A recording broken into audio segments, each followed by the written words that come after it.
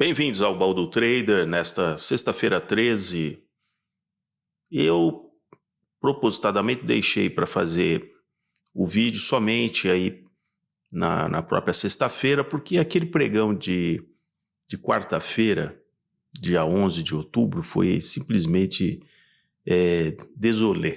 Então, não havia muita coisa para comentar, um intraday simplesmente largado, e no finalzinho do dia aquela alta pífia. Então eu preferi aguardar a sexta-feira. Falei, não, sexta-feira promete, mesmo porque no mundo as coisas continuavam girando na quinta-feira, dia 12, então eu falei, vamos aguardar na sexta-feira. Então aquela observação eu gosto de fazer com vocês, lembrando que eu não estou fazendo nenhum curso de análise técnica, não é esse o objetivo, também não é o objetivo de incentivar o uso da análise técnica. Mas os gráficos, eles têm a sua utilidade no curto prazo para demonstrar certos padrões de comportamento, né? No longo prazo isso não funciona, sinceramente não funciona. Você pode usar o indicador que você quiser, por isso que eu não coloco aqui indicadores, não coloco ferramenta nenhuma, porque eu não acredito nisso.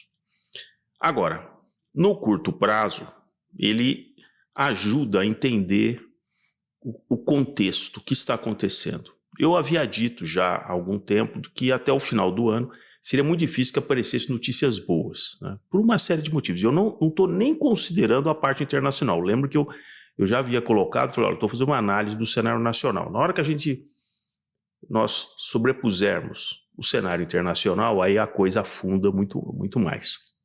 Então é importante primeiro esquecer. Se você começar a fazer uma análise, só voltando aqui, se você começar a fazer uma análise com uma variável que tem um efeito direto, aí você tem uma outra variável que tem um movimento secundário.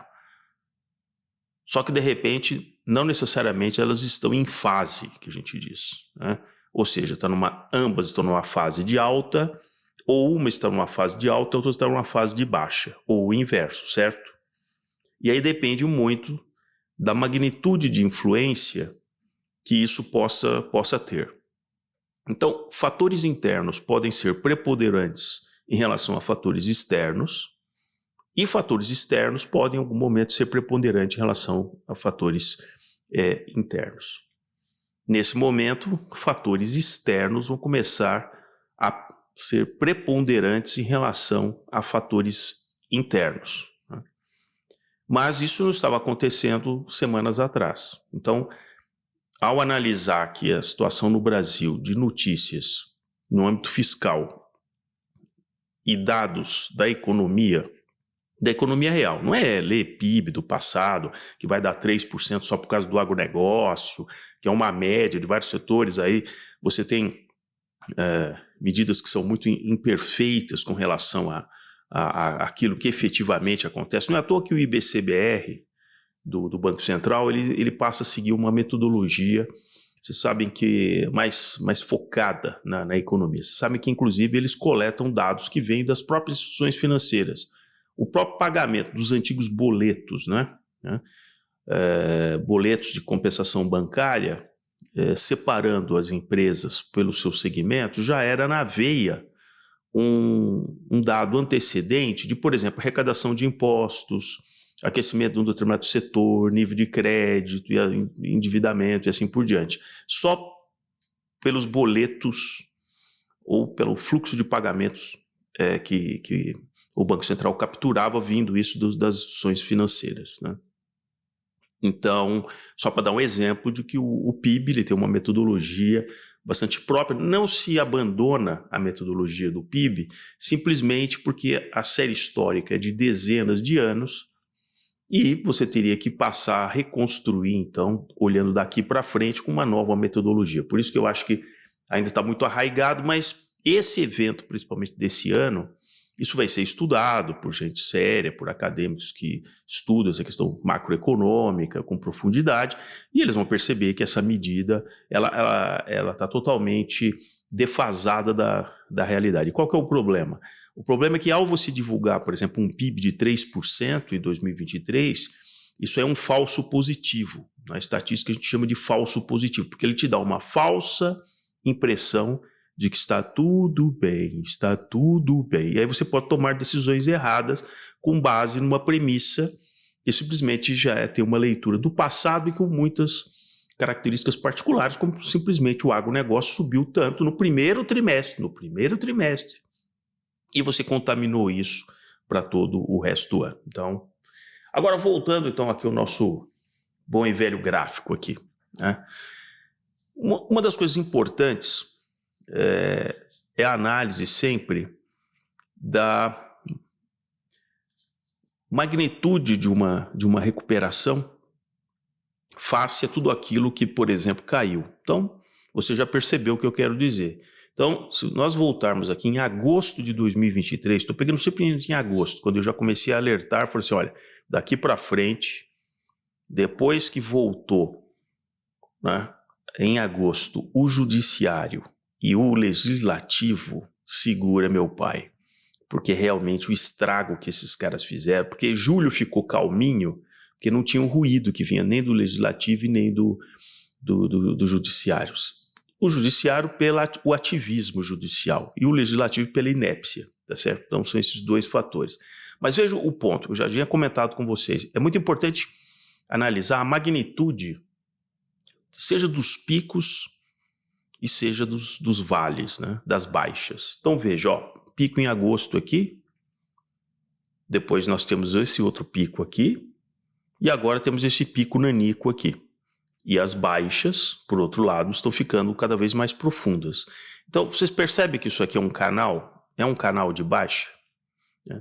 Quando nós trocamos aqui para barrinhas semanais, isso fica mais evidente, porque nós pegamos de novo aqui o movimento lateral de julho e vejam isso. Vejam como isso é para baixo. Então, mesmo aqueles pregões, eu havia dito isso para vocês no início da semana. Não é que eu estou torcendo contra, é que eu sou um cara já cascudo, como dizem meus amigos cariocas, cascudo. Então, eu sempre vi isso nas mesas de operação. Era pauleira e tal, para baixo, e realização e tal. Aí teve 2 dias de alta. Aí o operador de mesa já bate no peito e fala assim, não, o Brasil voltou, agora é protagonista mundial, o Brasil voltou e tal, aquela coisa toda. Né? Então, uma vez eu ouvi 2 caras quase se pegarem a tapa, porque naquele mês o índice de inflação tinha sido puxado muito pelas verduras, em especial pela alface americana. E aí o outro respondeu assim, naquela sapiência, não sei por que estão considerando isso, se a alface nem é brasileira, é americana. E aí começou uma discussão se a alface era de fato brasileira ou ela era americana. Aí eu tive que ser chamado ao recinto, eu lá da minha sala, lá no setor de research, tive que ser chamado para apartar realmente o dilema, né, daquele pessoal que estava ali dividido, polêmico se a alface era de fato brasileira ou americana, tá certo? Não era. Realmente a alface era produzida do cinturão verde em torno da cidade de São Paulo, não era americana, tá certo? Então veja a paixão daqueles operadores naquele momento. Agora, um ponto muito importante, eu já havia prestado atenção ao longo da semana, um comentário de um dos diretores lá do Banco Central, aquele, né, recente, né, empossado, que fez um comentário dizendo que, olha, a magnitude da redução está correta, a magnitude de queda. Eu achei curioso quando eu ouvi isso. Eu falei, interessante, o cara da Modern Magic Theory dizendo isso, que a magnitude está correta, será que ele está com medo do quê? E aí, a explicação para mim, eu fiquei atento com essa observação, falei, aí tem, eu já estou percebendo que o cara está vendo que a cobra fumou. Então, naquele encontro lá em Marrakech, o ministro da Fazenda soltou a a encomenda, né?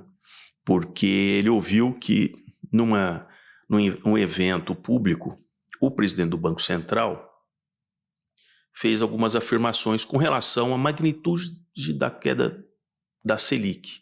E aí o ministro da Fazenda não gostou nada e disse, eu vou procurá-lo para conversar com ele, para saber em que contexto isso aconteceu. Por quê? Porque aí vocês vão ver que as coisas se encaixam. O Campos Neto, ele fez a seguinte declaração nesse evento, onde, ao ser perguntado se haveria possibilidade de uma aceleração da redução da taxa de juros, que é aquilo que eu já tinha mostrado, que vários jornalistas já haviam publicado, que não, sim, aceleração, quem sabe, só na cabeça deles, né? Dos caras que eles conversam, eles passam a ser torcedores, vão colocando aquelas manchetes torcedoras. O Campos Neto, ele respondeu da seguinte forma: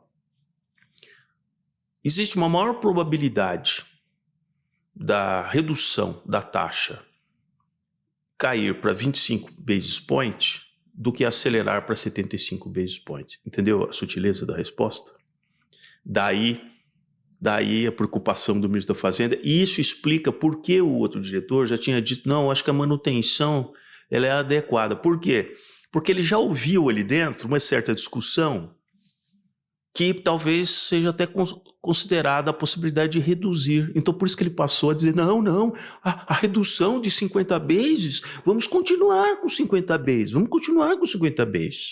Né? Então, eu falei, bateu com a minha suspeita, né? O cara já está com medinho de que, em função do descalabro fiscal, veja que os deputados, eles já estão correndo para tentar aprovar medidas de exclusão das emendas para o orçamento do ano que vem, não entrando no teto. Eles estão discutindo já isso.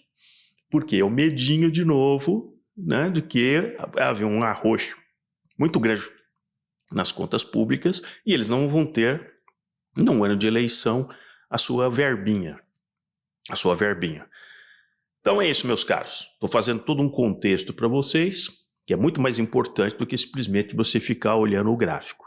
Eu diria que eu gasto muito mais tempo analisando, lendo cada declaração. Em cada declaração existe aquilo que é dito, mas também existe uma importância muito grande naquilo que não foi dito. Certo? Então, o gráfico será depois uma consequência, tá bom? Grande abraço.